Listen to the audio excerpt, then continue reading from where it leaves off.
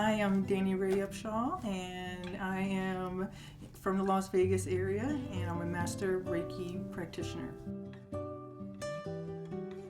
I'm from the Washington, D.C. area, and I am one out of three siblings, 12-year age difference from my youngest siblings. I'm the youngest out of three. During the day, I am a contract specialist for a government contractor, and I also do investments and trading on a small scale, but I've been doing that for about 10 years. And pretty much I've been doing that contract specialist work for about 18 years now. My understanding of Reiki is that it came from Dr. Mikao Usui from I think he was born in 1865, and he had a near-death experience from cholera and ended up going on a spiritual retreat in the mountains for about 21 days, and he came back after having I guess all these premonitions of his Usui Reiki system or Usui symbol Reiki system. And when he came back to his town, he actually started, healing people with Reiki, and actually started to see some progress in it. And then he decided to start training students. And he roughly trained about 2,000 students, and 21 of those 2,000 students actually became master level practitioners. And one of his disciples, Dr. Hayashi, was his second disciple, who also opened up his own Reiki studio and started teaching people how to perform Reiki on themselves and other people. And from that group of people, came from Miss Takata, who was a Japanese American and came to the States. And my Reiki teacher, Victoria Stitzer, is actually one of her second disciples, disciple student, or second in line of her disciples and her students. So my Reiki teacher is actually kind of a direct correlation to Miss Takata. Actually, it's kind of like more of like a release. So to me, like when I get Reiki on myself or when I'm performing Reiki on somebody else, it's not just relaxing, because you're like in a place where people are using all this energy coming from their hands to get your aura and everything kind of energized, but it's also helps remove like internal blockages with yourself, so you can feel more aligned with your higher self. And a lot of people don't understand that. Like people who can't mentally go there understand that will never really resonate with Reiki, but people who actually do understand energy and energy between other people and living things are kind of naturally attracted to Reiki in that way, and they understand that when we're not 100% ourselves, there's usually something from within that kind of needs to be moved around a little bit, or something that's kind of like, whether it's in one of our chakras, especially I think our heart chakra is most common area where people kind of need some work done. And so, but once you get all your chakras like unblocked and everything is moving, it's just more of a sense of relief where you don't need something outside of yourself. It's more of like contentment with who you are and being like in that moment or that space of time, and it's kind of like a relief. Like it's almost like everything's going to be okay type of thing, but that little voice is telling you that everything's going to be okay. It's kind of like yourself or your higher self. And when people say your higher self, we're like, what is that? What, depending on what you believe in or your cultures or religions and stuff like that, like it could be your soul, your spirit, your ether, your prana, or like whatever else. It's that unconsciousness or that subconscious person within that that's in there, that's kind of like that little voice. But that's how I kind of feel like after Reiki. Like I'm like, okay, I could do this. Whatever life is coming at me, like I understand, like there's a bigger picture, and I'm okay. And that's probably my specialty. or most likely my specialty is actually plants and animals, specifically animals, especially when they go through the transition of getting prepared to transfer over or transition. And when I say transition, pass away. And I feel like Reiki has been very beneficial in times of just calming the animal, just letting them know it's going to be okay before they make that transition over. Reiki has done so much for me.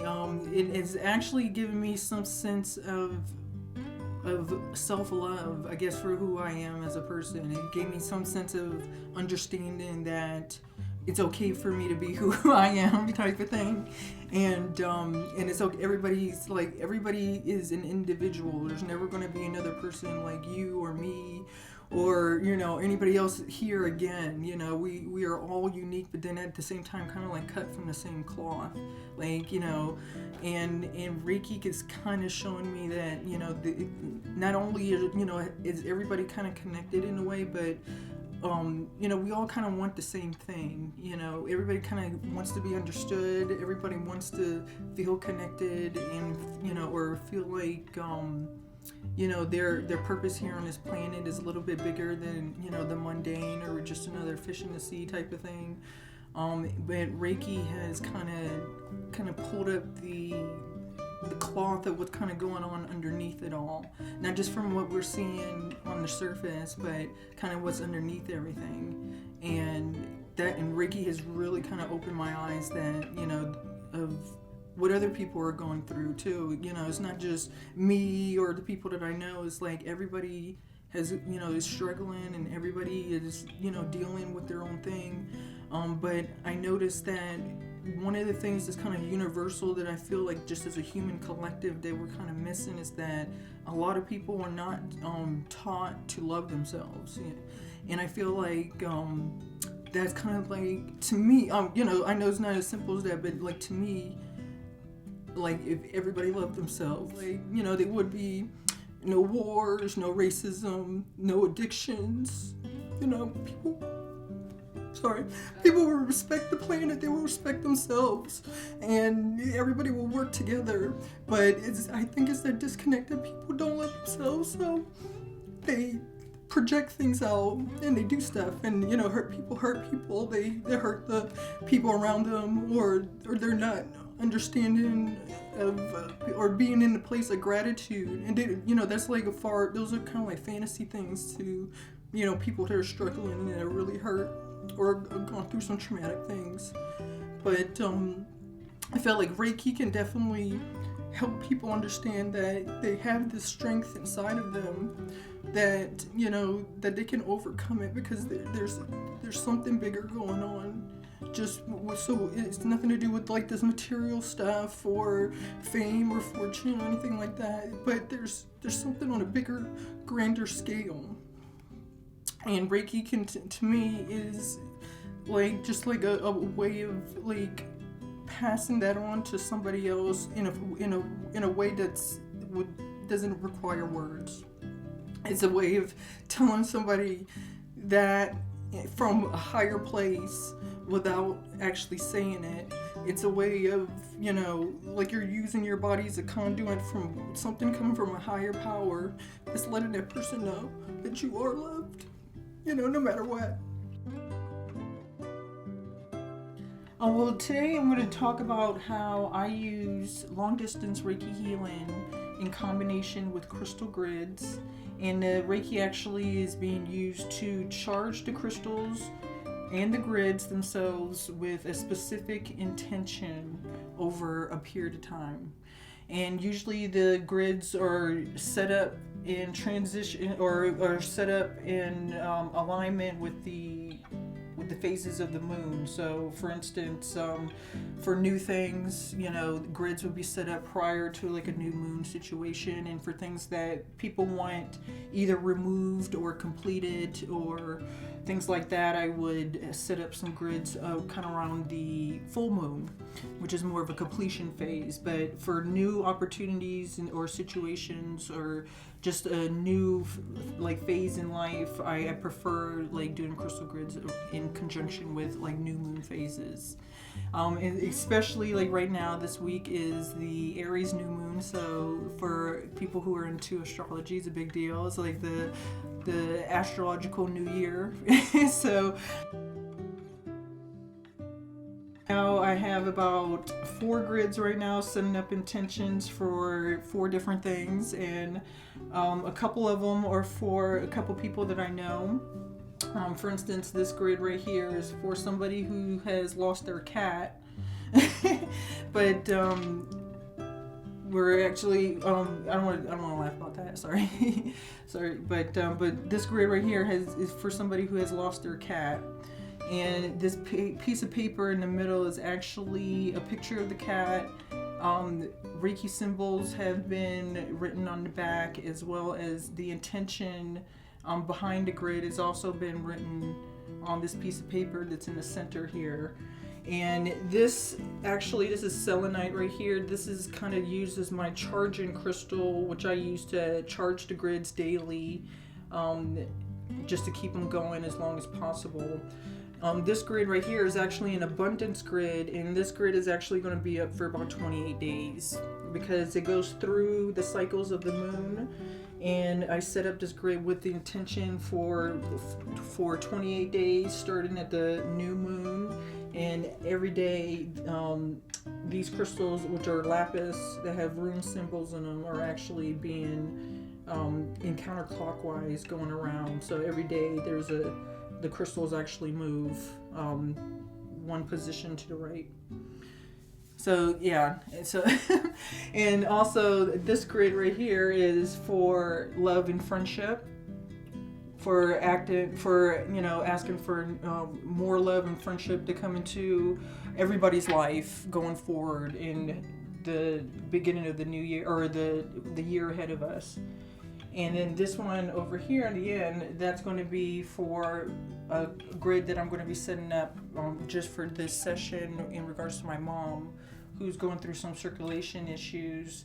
And I've actually chosen the crystals based on healing and circulation and for the heart chakra. So everything's been cleansed and ready for the grid. So prior to me even setting up these grids is a whole ritual process of even cleansing the crystals. And I cleanse the crystals using either salt, if they've been polished, or salt water with Himalayan rock salt, or even rice, or even putting them directly in the sun for charging, or in the moonlight for cleansing purposes. You can actually put them outside, even in the dirt, with kind of pointed outside of the ground as a way to cleanse the crystals as well. But there's various different ways. You can even use sage to cleanse and clear them, but you definitely have to do it between each use. And when I go and charge all the crystals with the Reiki, I usually charge the crystals that are within the same lattice system. And the lattice system is actually kind of the internal patterns or atoms within the crystal of how they were made and how the energy is actually transferred or dispersed, or how the frequencies are actually dispersed. So for instance, I would charge this right here is raw citrine. So I would actually charge those together, and also these right here are fluorite. So I would actually charge those together and in the same thing instead of each individual, but I would charge the same crystals at the same time prior to putting them on the grid. But I actually turn on my Reiki light before I even start all that process of just instating my attention. And then after I charge the individual stones that I'm drawn to for whatever purpose that they're used for, I go ahead and I charge the grid as an entirety, and then set up a charging crystal near the grid. So every night I can just charge up this crystal, and it recharges and keeps these grids going over a period of time. So most people keep up grids for about 3 days. And all depending on the intention. That's probably the average time that I will keep up a grid, except for like this one is specific for like monetary and abundance reasons for a friend that I have that's going through some financial troubles. So we really want to make this year the year where they no longer have financial troubles. So I set up this grid with specific intention for like the next month to focus on bringing abundance and prosperity to that individual's life. And right here in the center is an actual photo of that individual, a written statement of the intentions that I intend to set with this grid, as well as the Reiki symbols that with the intentions of sending this healing directly to that individual that's located in Texas right now. So, so all that information is kind of like right there on that on this centerpiece piece of paper. Also, I use the candles at the end of the process. Each candle is aligned with a specific chakra. Like this will be your crown chakra, this will be your heart chakra, this will be your solar plexus chakra. And they also have the Reiki power symbol sketched into the candles. So at the end of the actual process and I remove my Reiki light, these candles have been lit, and I let them go every night before I go to bed. So it will also further get the intentions out there to the universe. So that's kind of how I like to see it. So this is kind of, I really get into it because it's really relaxing. So it's kind of like my glass of wine, which is really weird at the end of the night. So I know people have a glass of wine and do all that stuff, but then I really like doing my Reiki and focusing on the crystals, because then afterwards I'm kind of relaxed and relieved as well. And I feel like, you know, anything can happen. Like my gift that I like to provide people that come across that actually ask for my Reiki services. I don't advertise my Reiki services. I let, you know, I will talk to people about that I do Reiki, and I let them ask me if they would like me to, you know, provide any Reiki healing and things like that sort. Because to me that feels like it's meant to be if it happens in that way. And I usually am always on board to, like, you know, kind of help somebody, make them feel better, whatever I can do at the very least.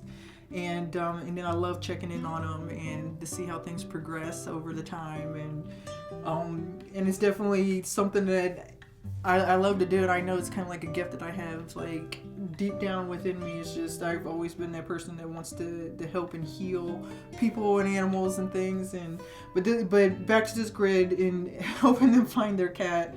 I lost a cat, and so I've been very traumatized about that situation. And that person's cat and everything, the picture's right here, and I'm pretty sure, I'm hoping that she will find her cat, because most of the crystals that have been picked here for connecting with an animal, as well as protection of the animal. So hopefully her cat can be returned back to her. And her cat's named Melanie, by the way.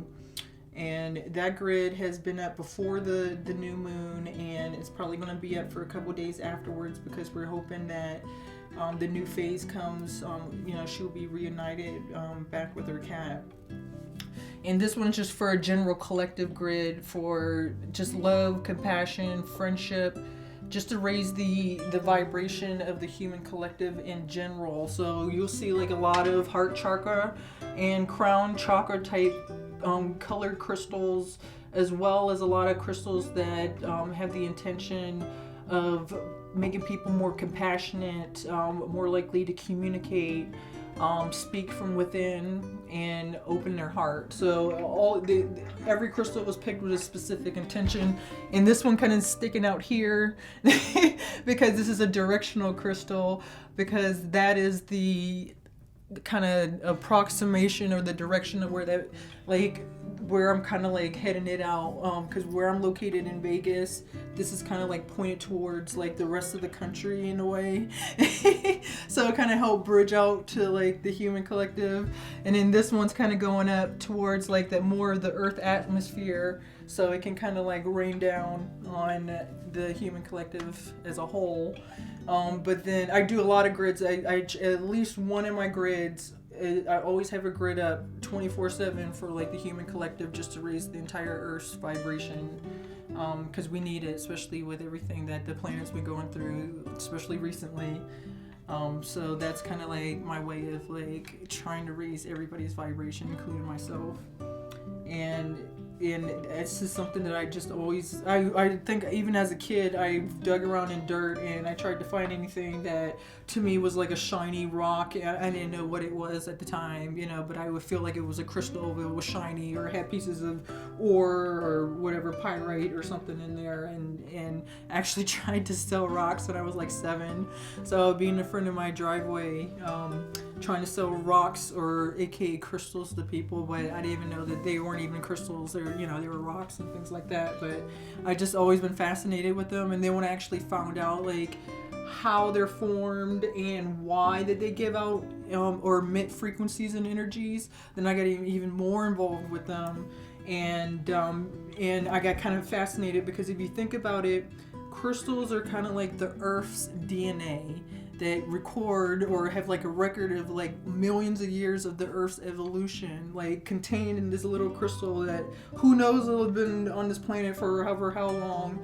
And then they're formed in all kinds of different ways, where there's like molten magma coming up from the Earth's core, or formed in a cave somewhere deep underground, or even like opal. Well, opal is not even crystal, but opal is actually formed with silica water that goes into the fills up in the Earth's crevice and stuff like that, and it makes this beautiful blue type stone, or like translucent blue type stones, and it comes in actually all colors. But it's just fascinating that all the different colors and systems that it's I don't know, I've always been really attracted to them. And then I feel better after I hold them too. So yeah, so I'm the fact that I get to add combine crystals and Reiki, I mean, I'm all about it.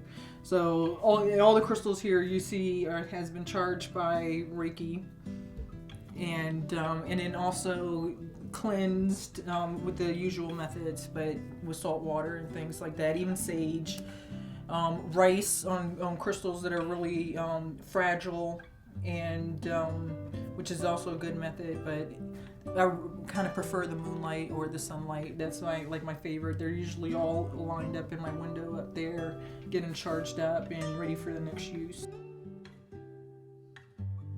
Yeah, so this is kind of the crystals that are not in use at the moment, but I always have them kind of like used somewhere, whether they're even in my pockets or what, or they're being constantly charged or cleansed or on a grid. But this is kind of like the crystals that are not in use, and I try to keep them in their original packaging just so we can know what they are. Sometimes, because a lot of them kind of look alike, especially like right now I got onyx mixed with my like tourmaline. Which can kind of look alike, but my favorite is definitely angel aura quartz. Right, so this is my crystals that are not in use right now. I try to keep everything in their packaging and labeled so they're organized, but kind of my favorite are definitely all the angel aura quartz of all different colors. As you can see, this is pretty cool. This is a rainbow aura quartz, and it's actually coated with titanium and gold. And actually most angel aura quartz is coated with a layer of gold to give them that kind of sheen, or like that rainbow type look. So this is also some more angel aura quartz, but they come in all different types of colors. And I find out that they really are really great in attracting abundance and just making you feel good. It's really good in just dispelling negative energy and just replacing it with just a lighthearted happiness. And especially like this right here, some healerite, like meditating with like these in your hands, or also I like to write out my Reiki symbols using like some of these wands right here. So I will charge this up and I will actually use this in my dominant hand to actually write out the Reiki symbols, all depending on what the intention is, and I will pick a wand based on whatever intentions. But my favorite is absolutely the rose quartz, because it's, you know, aligned to the heart chakra. And so I use that the most, and this is a moonstone, a rainbow moonstone right here. And also here's another aura quartz right here. This is an aqua aura quartz, and I don't know, something about them, I just love them to death. But yeah, but for every different intention, whether it's a physical ailment or just an emotional blockage or anything like that, there's a crystal for it. You know, even they go even down to specific ailments like skin issues or issues with specific organs and things like that. Like you can use that to kind of focus on it. Just the shape of the crystals will help break up things. Like so, like right here, a cluster will help break up energies, while wands are more directional type of conduits of energy, so you can have stuff focus in a specific direction. And I do like the wands on the grids because to me it brings it back up to the earth atmosphere and connects with the sacred geometry that's kind of like implanted there, and kind of like, to me it's like, okay, go from here and then go directly to my person of intention. So it's kind of weird, but I definitely enjoy combining Reiki with my crystals. And this is also right here. This is kind of like my little crystal diary of like recipes that I put together of crystal combinations for certain purposes. So in certain rituals, and I got a little bit of everything in there for loss, physical ailments, trying to find something that's lost, because I got one right there for that grid right there for the type of crystals I'm using. And this is actually my crystal grid book, where I actually trace out or draw my grids, and I find out that using a grid that is actually hand drawn is very helpful. Using a grid that's actually like hand drawn is very helpful in manifestation, because drawing in itself is a form of manifestation. It's basically taking something that you're thinking and feeling and putting it into the actual physical. So I feel like actually drawing the grids strengthens the intentions and actually wills it into reality. So, but this is some sketches of a few of my grids. A lot of them are traces, just for make sure that they have the right spacing and calculations, because it is kind of like a math to it. But I have different grids for all different reasons.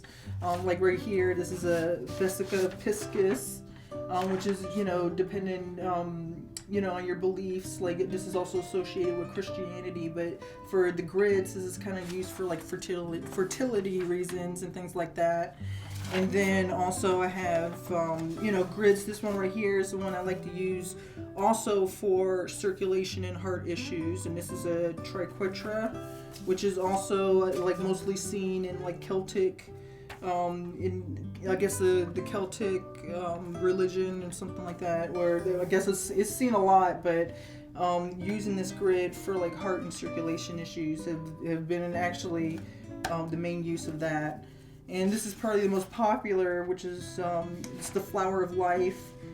This is to me about, like I said earlier, that everybody's kind of cut from the same cloth. So it's like a blueprint of like life beings or life force energy, but then how we all are still like an individual. So this is a representation of, I like to use this grid and like bring in people or something in a type of a unity, or bringing people together, and that's when I will use like a Flower of Life grid.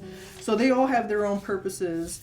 And like here is what's commonly known as, depends on what you believe in, a pentagram, star, or whatever. But to me, this represents like the physical body, with the head and the 2 arms and 2 legs. But then it also represents like the 5 elements, earth, fire, water, air, and then ether. So it's kind of like, which a lot of the grids are actually, associated with.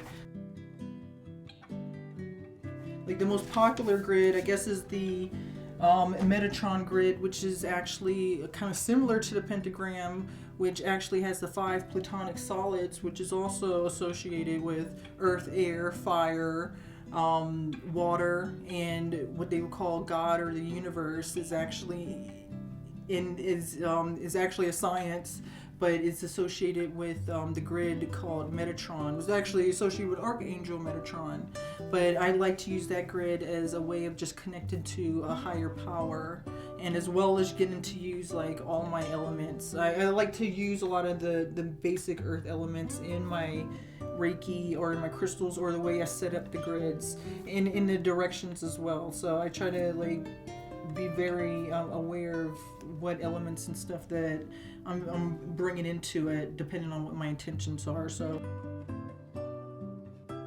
like with somebody who needs grounding, I'm definitely going to use like a lot of earth elements and focus on a lot of crystals that deal with grounding and that's associated with the planet Earth, and bringing people into the physical reality, or something into the physical reality. So I would concentrate on that element. But I love how Reiki can, kind of like bring it all together, and with that intention and focusing it, and like it's kind of like almost like math in a way, because like you can use Reiki as a way of like measuring the energies, and then also control the transference of the energies, and then stating the intention. To me, it's just kind of like I'm kind of like a puppeteer of like little energy strings that are connected to like everything and everybody. So I kind of like that. It's kind of weird. It's kind of scary maybe to some people, but yeah, I really like that connection with it. So that's kind of how I use Reiki and crystals and the grids to kind of like talk to whatever that higher power or source or whatever you believe in. But you're also kind of like using the law of attraction as well, because when you're doing Reiki, you're in a state where you're trying to get yourself out of the way because you're just a conduit. So, but you're at the same time, you also are setting intentions as if whatever your intentions are have already happened.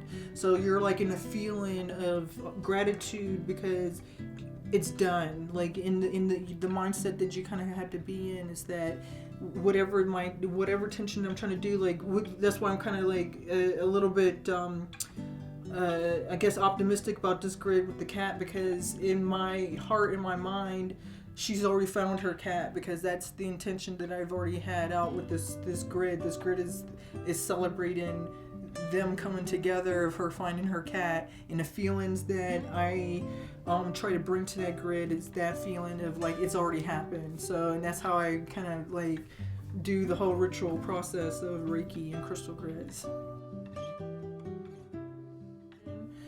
So I actually don't have one, but then I have a lot of the Metatron grids in like cloth form. But as you can see, like the ones sometimes that you purchase don't have the 5 plutonic solids that will usually be in each of these areas. But the blank ones will let you actually change, kind of like you can actually do it yourself, or just put the elements in there in the physical form. Like feather will be for air, or just like a little bowl of water for water. And maybe I wouldn't recommend putting a candle near this, but that type of thing. But you could do all kinds of, just do what you resonate with. That's what I really like about it. It's like whatever you're drawn to. Just do your own thing, whatever feels right, that's what I like to kind of go with. But after a while, like I just started now, here's another Metatron. After a while, I just started drawing them myself, because they feel good to draw out, and then also I feel like, it's a little bit more personal for the person that I'm doing it for. And then also they get to keep it. So I get to give it to them at the end, and it will have the message of my intentions, and then the Reiki symbols and they can just keep it folded and in like a little pouch, or put under their pillow, or wherever they need it, or in their wallet, and just keep it with them. So that's what I kind of like to do with the grids.